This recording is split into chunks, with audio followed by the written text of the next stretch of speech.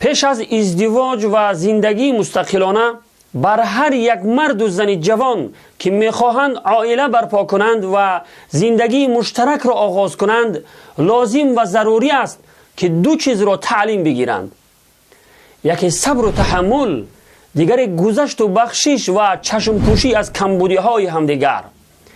زن و شوهری که در آنها این دو چیزی مهم نباشد در بین آنها نافهمی ها زیاد می شود، اختلافات خانوادگی بیشتر و بیشتر می شود و بعداً شاید کار به طلاق دادن و برهم خوردن عائله تمام شود. پناه به خداوند.